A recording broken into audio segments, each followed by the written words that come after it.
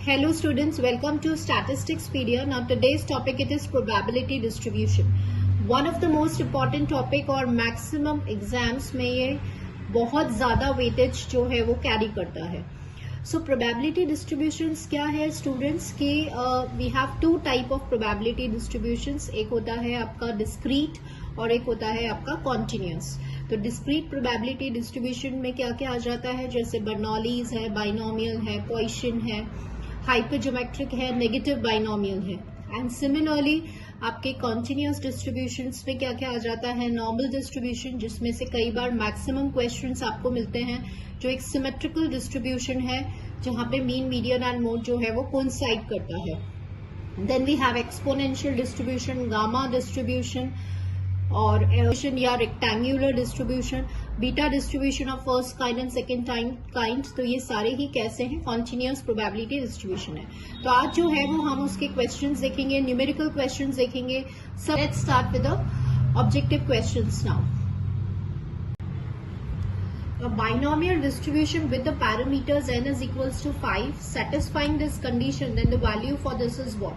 So let's recall about the binomial distribution. Binomial distribution एक discrete distribution होता है. तो सबसे पहले आपको इसके parameters भी पता होने चाहिए. वो होते हैं n, p. n होता है आपका number of trials और p होता है आपका probability of success. तो क्वेश्चन में नंबर ऑफ ट्रायल्स आपको जो है वो 5 दिया गया है और एक कंडीशन दी जाती है और आपसे बोलते हैं कि जो प्रोबेबिलिटी है वो आपको यहाँ पे फाइंड आउट करनी है. आपको पता है कि यहाँ पे ये डिस्क्रीट है तो x की वैल्यू जो होती है वो 0 से लेकर n तक जाती है. अब स्टूडेंट सबसे पहले ये जो गिवन कंडीशन है इसको हम सॉल्व कर लेते हैं. आपको पता है जो प्रोबेबिलिटी मास फंक्शन होता है ये याद होना चाहिए, NCX, p की पावर x, q की पावर n माइनस x. तो इसी PMF को यूज करके आप इस कंडीशन को जो है वो सॉल्व करेंगे. Now what is the condition? 8 probability x is equals to 4 equals to probability x is equals to 2. तो यहाँ पे NCX, n आपका 5 है, x आपका 4 है, p की पावर x, q की power n minus x. Then we have again NCX, p की पावर x, q की power n minus x. Now once you will solve this तो ये आपका आ जाएगा 5, राइट. यहां से आप इसको सॉल्व करेंगे तो ये हो जाएगा p स्क्वायर, इससे इसको सॉल्व करेंगे तो ये हो जाएगा q स्क्वायर.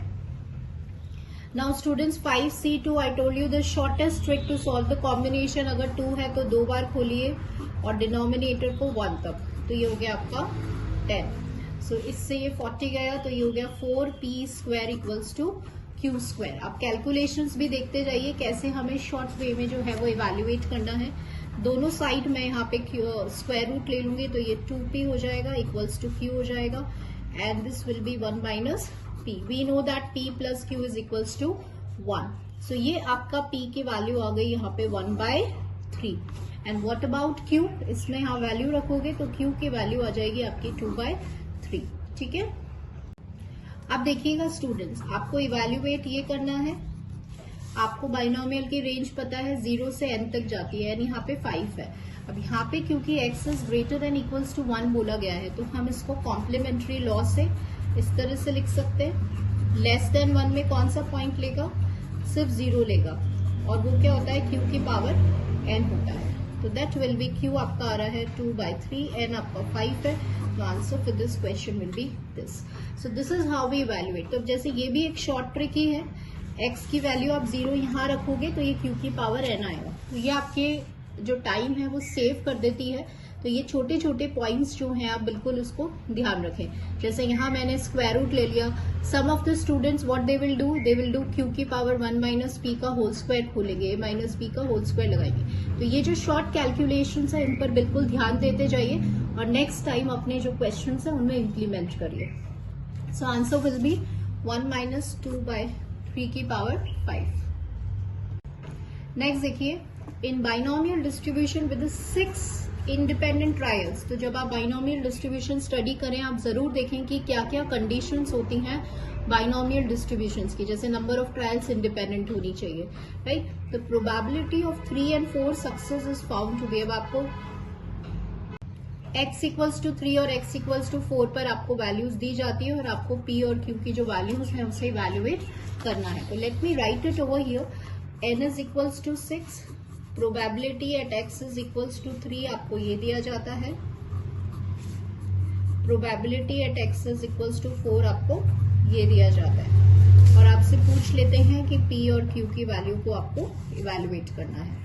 तो सबसे पहले आप इसका PMF लिख लीजिए, दैट इज NCx p की पावर x q की पावर n माइनस x, ये आपको ये दिया जाता है, और NCx p की पावर x q की पावर n माइनस x, ये आपको ये दिया जाता है।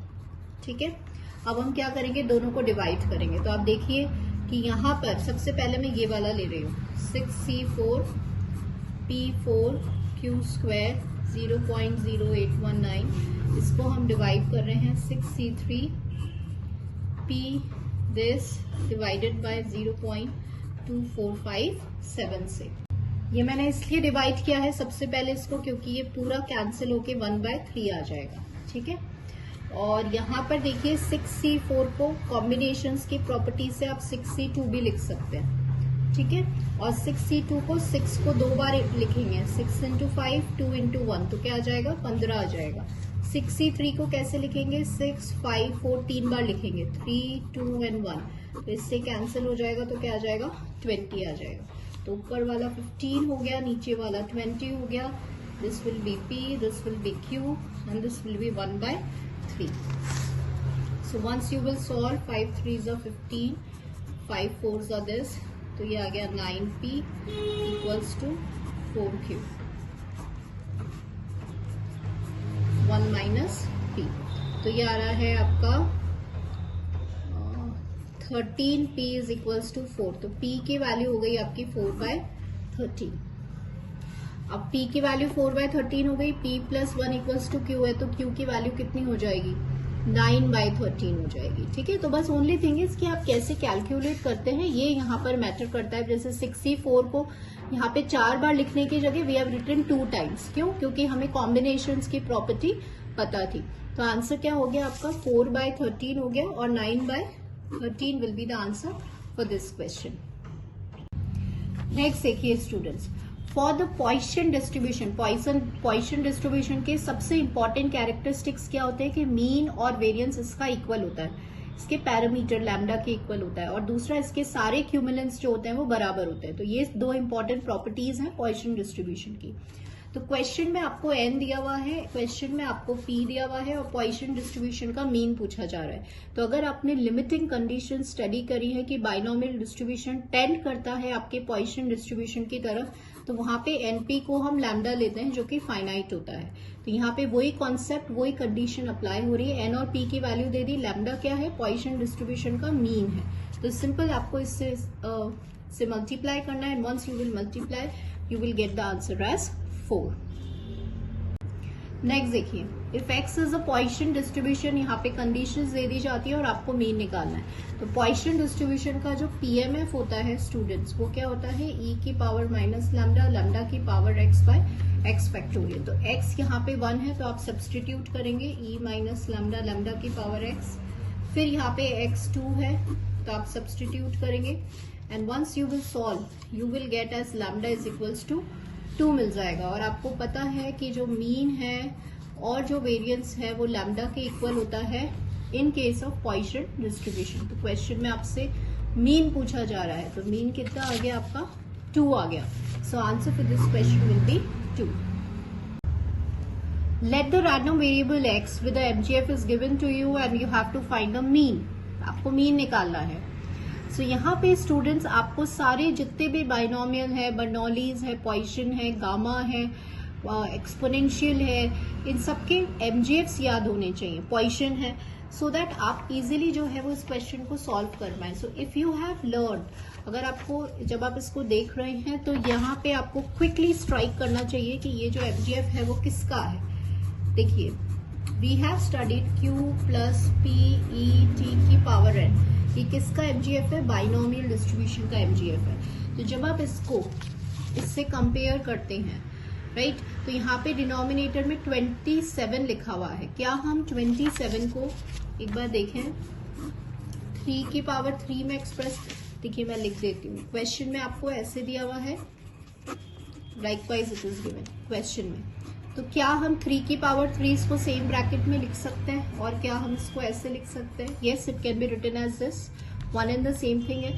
अब आप इसको जो है वो कंपेयर कीजिए, तो n आपका 3 आ गया, q आपका 1/3 आ गया, p आपका 2/3 आ गया। Now it becomes easy. तो ये इजी कब हुआ? जब हमें पता था कि ये जो फॉर्म होता है ये बाइनोमियल डिस्ट्रीब्यूशन का MGF होता है। आपसे मीन पूछा जा रहा है, तो मीन ऑफ बाइनोमियल डिस्ट्रीब्यूशन क्या है? NP है, तो n into p। So answer to this question will be 2।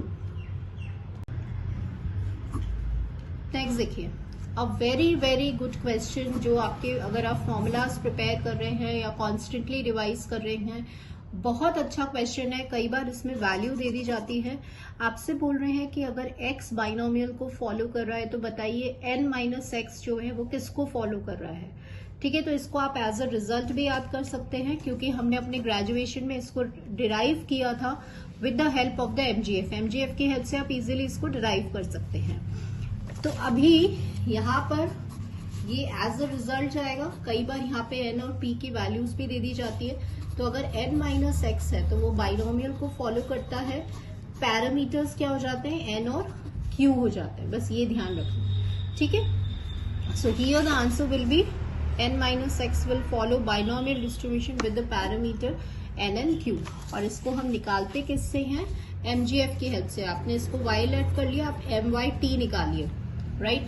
तो MYT इसी फॉर्म में आपको इसका जो MGF है वो इस तरह से मिलेगा, और इसका पैरामीटर आपको ये जो है वो हम डिटरमाइन कर पाएंगे।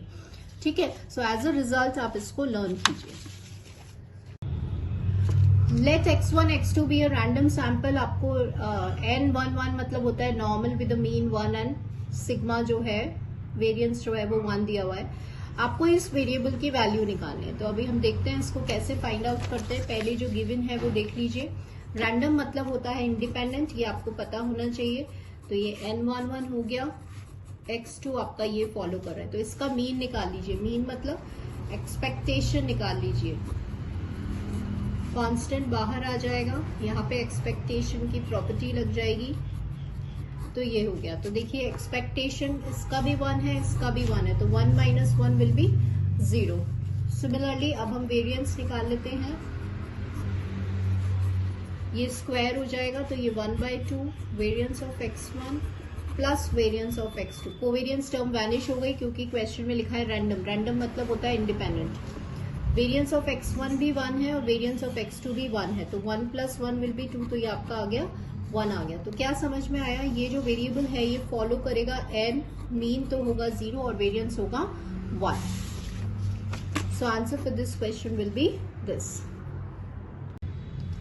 For the distribution fx is given to you, the value of the harmonic mean be what? तो ये एक डायरेक्ट रिजल्ट है जो आपको लर्न होना चाहिए। सबसे पहले आप देखिए कौन सा बीटा डिस्ट्रीब्यूशन है, फर्स्ट काइंड है या सेकंड काइंड है। तो ये beta distribution of second kind है।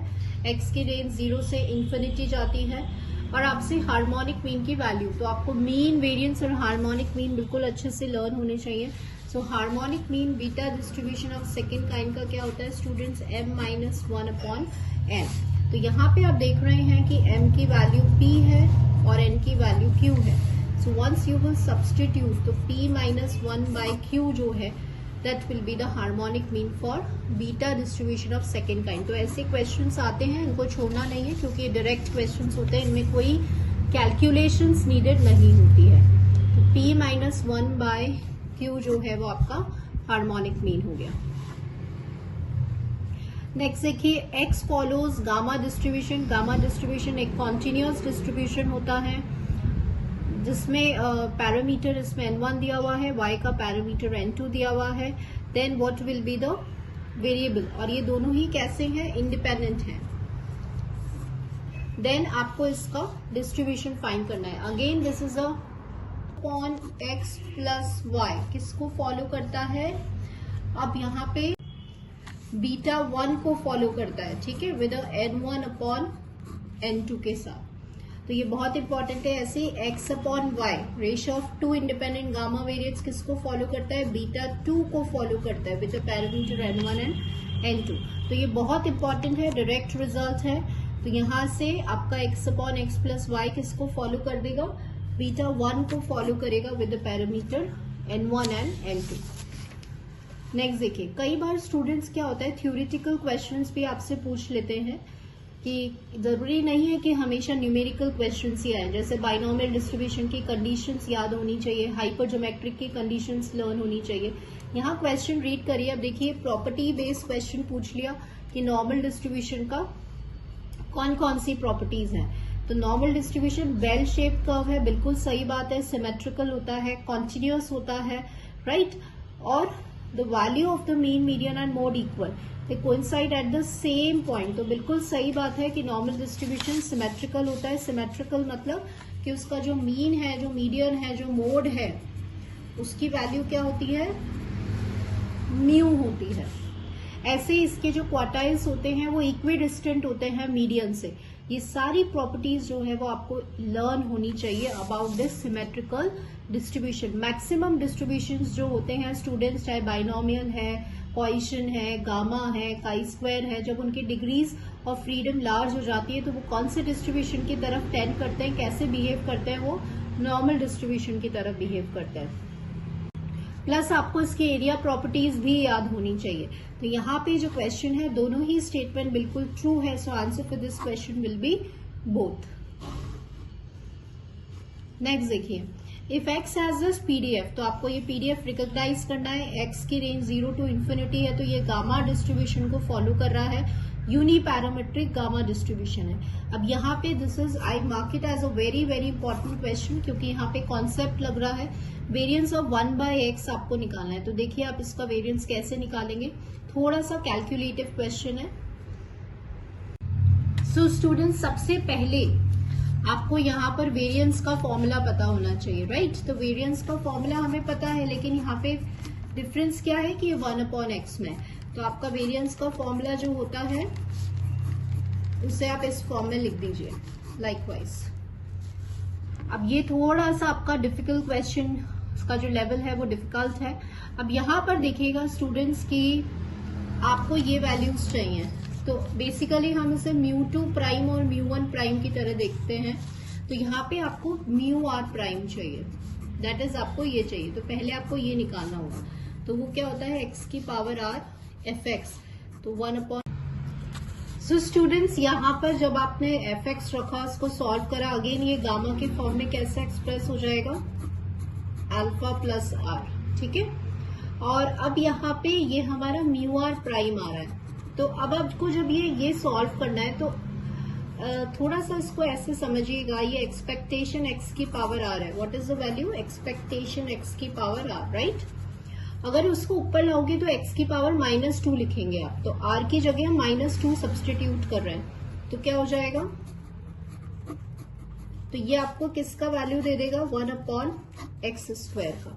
अब देखिए यहाँ पे वही गामा फंक्शन होता है, तो क्या होता है n-1 गामा n-1, तो उस प्रॉपर्टी को हम यूज कर रहे हैं। ये मैं रिपीट इसलिए नहीं कर रही हूँ स्टूडेंट्स, क्योंकि मेरे प्रीवियस लेक्चर्स में आपको ये सारे गामा फंक्शंस कब कौन से को यूज करते हैं ये मिल जाएगा। अब आपको 1/x है, तो x की पावर -1, तो r की जगह -1 रख दीजिए, तो आपको मिल जाएगा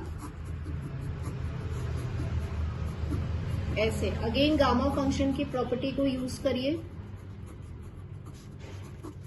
तो आपके पास ये आ जाता है। अब दोनों की वैल्यूज आ चुकी है। अब सिंपल आपको इसको फॉर्मूले में पुट करना है।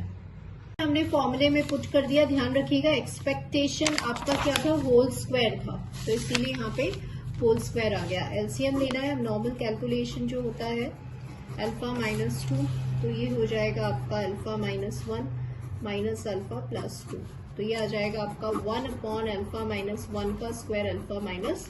That will be the answer to this question. So answer आ गया ये। Now this is a most different and most question. Basically जो आपके दो कॉन्सेप्ट्स इसमें आपको समझ में आए कि सपोज कई बार ऐसा होता है कि हमें वैल्यूज निकालनी होती है, तो हम किसकी हेल्प से निकाल लेते हैं, एक्सपेक्टेशन x की पावर r, और r की वैल्यू रख दीजिए। ठीक है, तो उससे भी हमारा जो है वो इस तरह से हम इसको सॉल्व कर सकते हैं। नेक्स्ट क्वेश्चन देखिए, a house contains 5 green and 9 blue balls marbles. 4 marbles are drawn without replacement. Most important word. Then the probability distribution of getting 3 marble balls is what? सबसे पहले स्टूडेंट्स आपके जो कॉन्सेप्ट्स हैं वो क्लियर होने चाहिए कि यहाँ पे हमने जो मेन वर्ड लिखा गया है वो है विदाउट रिप्लेसमेंट। आपको पता है कि आपकी जो ट्रायल्स हैं, अगर आप कोई भी बॉल उठा रहे हैं और उसको रिप्लेस नहीं कर रहे हैं, दोबारा नहीं रख रहे हैं, तो इसका मतलब आपकी जो ट्रायल्स का नेचर है वो कैसा हो जाएगा, डिपेंडेंट हो जाएगा। ठीक है, हर ट्रायल में आपकी जो प्रोबेबिलिटी है वो इफेक्ट होगी, ये आपको पता है। अब यहाँ पे जब भी आप कोई सैम्पलिंग करते हैं जो विदाउट रिप्लेसमेंट है, अगर आपकी ट्रायल्स डिपेंडेंट है, इस टाइप से आपको क्वेश्चन सॉल्व करना है, तो कौन से डिस्ट्रीब्यूशन को फॉलो करता है, हाइपर ज्योमेट्रिक डिस्ट्रीब्यूशन को। ठीक है, यहाँ पे हर स्टेज पे जो प्रोबेबिलिटी है वो चेंज होती है ईच ट्रायल पे। तो अब ये आपने कंडीशंस रिवाइज करी हैं किसकी, हाइपर ज्योमेट्रिक की। इसीलिए शुरुआत में मैंने बोला था कि बाइनोमियल डिस्ट्रीब्यूशंस की कंडीशंस याद होनी चाहिए। क्वेश्चन देख के समझ में आना चाहिए कि कौन से वाले डिस्ट्रीब्यूशन को अप्लाई करना है। जैसे यहाँ हमने विदाउट रिप्लेसमेंट देखा, आपने देखा कि ये 3 कंडीशंस होंगी। विदाउट रिप्लेसमेंट में हर स्टेज पे प्रोबेबिलिटी चेंज होगी, ट्रायल्स जो है वो डिपेंडेंट हो जाएंगी, और तो कौन सा डिस्ट्रीब्यूशन फॉलो हो जाएगा, हाइपर ज्योमेट्रिक डिस्ट्रीब्यूशन। ठीक है, और अगर यहाँ पे ट्रायल्स कैसी होती, इंडिपेंडेंट होती, अगर इंडिपेंडेंट होती मतलब विद रिप्लेसमेंट होता, तो प्रोबेबिलिटी हमेशा हर ट्रायल में कांस्टेंट रहती। तो हम कौन से डिस्ट्रीब्यूशन को फॉलो करते, बाइनोमियल डिस्ट्रीब्यूशन को। So that concept must be very clear. तो चलिए बताती हूँ मैं कैसे हम जो है वो हाइपर ज्योमेट्रिक डिस्ट्रीब्यूशन को सॉल्व करेंगे शॉर्टली, और इसका डिस्ट्रीब्यूशन कैसे होगा। सबसे पहले जो लिखा है उसको हम एल्गोरिथम फॉर्म में बनाएंगे। कैसे बनाओगे, 5 ग्रीन बॉल है, लिख लो 5 ग्रीन है और 9 ब्लू बॉल्स है, तो टोटल बॉल्स यहाँ पे कितनी हो जाती हैं आपकी, 14 बॉल्स टोटल हो जाती हैं। फिर 14 में से कितनी बॉल्स निकालनी है, 4 बॉल्स निकालनी है। ठीक है, तो एग्जॉस्टिव केस क्या बन जाएगा, 14C4, क्योंकि 14 बॉल्स थी, 4 बॉल्स निकालनी है। क्वेश्चन कहा जाता है कि उसमें 3 बॉल्स ग्रीन होनी चाहिए, तो 3 बॉल्स कितनी होनी चाहिए, ग्रीन होनी चाहिए। अगर 3 बॉल्स ग्रीन है, टोटल बॉल्स 4 निकालनी है, तो मतलब एक बॉल कितनी होगी, ब्लू होगी। तो 5 में से 3 बॉल्स कैसे निकालते हैं, 5C3 मल्टीप्लाइड बाय 9 बॉल्स हैं, उसमें से एक ब्लू बॉल निकालनी है, तो 9C1। तो ये आपका डिस्ट्रीब्यूशन हो गया किसका, हाइपर ज्योमेट्रिक का। तो हमेशा हाइपर ज्योमेट्रिक आए तो इस तरह से ट्री डायग्राम बनाइए, एल्गोरिथम फॉर्म में एक्सप्रेस करिए, आपको कोई दिक्कत नहीं आएगी। सो आंसर विल बी 5C3। देखिए बाइनोमियल का फॉर्म भी दिया जाएगा आपको, 5C3, 9C1 and 14C4 will be the answer for this question. Next question देखिए यहाँ पर कि आपके पास एक रैंडम वेरिएबल है जो यूनिफॉर्म डिस्ट्रीब्यूशन को फॉलो कर रहा है ओवर दिस इंटरवल। जैसे इंटरवल आई तो ये कॉन्टिन्यूअस डिस्ट्रीब्यूशन की बात हो रही है। देन आपको वेरिएंस निकालना है। तो अब आपको ये बहुत अच्छे से एज अ रिजल्ट याद होना चाहिए कि अगर यूनिफॉर्म डिस्ट्रीब्यूशन है, एक्स फॉलो कर रहा है, तो उसका जो मीन होता है वो तो स्टूडेंट्स होता है a+b/2, और वेरिएंस जो होता है वो होता है b - a का होल स्क्वायर बाय 2। ये आपकी फॉर्मूला लिस्ट में जाएगा, आपको एज इट इज रिजल्ट जो है वो लर्न होना चाहिए। तो वेरिएंस पूछा गया है, तो b यहाँ पर a तो है -1, b यहाँ पर 3 है, तो वेरिएंस क्या हो जाएगा, 3 + 1 का whole square by 12, that is 16/12। तो 4 3s and 4/3 will be the answer for this question. अगर आपसे मीन पूछा जाता तो a + b/2 कर लेते। This is how we solve this types of questions. तो अल्टीमेटली, और अगर आपको आज स्टूडेंट्स मेरा जो फोकस था वो न्यूमेरिकल क्वेश्चंस पे ज्यादा था, so that I will explain you the concept. ऐसे मल्टीपल क्वेश्चंस आपको मेरे चैनल पे मिल जाएंगे, आप इन सारी वीडियोस पे जाके और ज्यादा जो है वो क्वेश्चंस प्रैक्टिस कर सकते हैं क्योंकि ये मैक्सिमम वेटेज कवर करता है। हर एग्जाम में आपको इसके क्वेश्चंस एटलीस्ट 3 तो मिलते ही हैं, 3 या 3 से ज्यादा, ठीक है। सब एग्जाम की अपना अलग अलग क्राइटेरिया होता है, लेकिन एटलीस्ट 3 to 4 क्वेश्चंस इस चैप्टर से, प्रोबेबिलिटी डिस्ट्रीब्यूशन से बनते हैं। तो अगर वीडियो पसंद आए, आपके लिए हेल्पफुल रहे, तो लाइक करते रहिए। And thank you students for watching this video.